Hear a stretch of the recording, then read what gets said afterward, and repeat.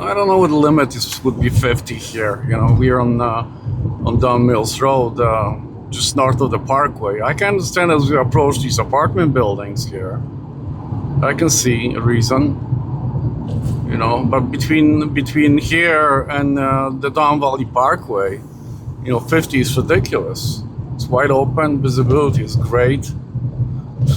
No pedestrian traffic at all.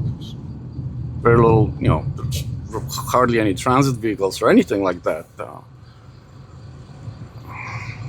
don't know. I don't know what I think sometimes, you know. So the thing is, it's a lot of the, you know, stuff, things like speed limits and signage and traffic lights. And a lot of that stuff is very counterintuitive and inconsistent. That's the main things that I would say about those things: inconsistent and counterintuitive. And lately they started doing the vertical signage, like there's the stuff that's painted on the streets, right?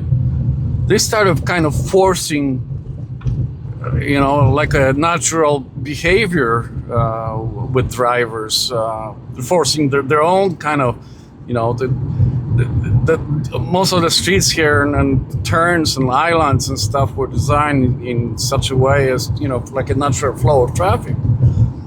But they want to force a different behavior now because there's a, you know, certain amount of conflict there as you make a turn, for example, and you're not vertical enough to do crossing traffic. You might miss a bicycle or something like that, right?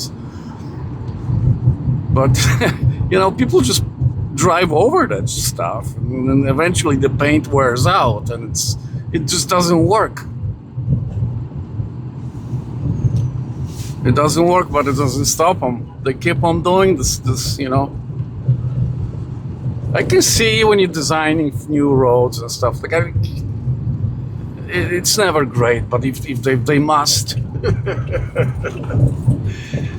the feminazis must do these kind of things, then,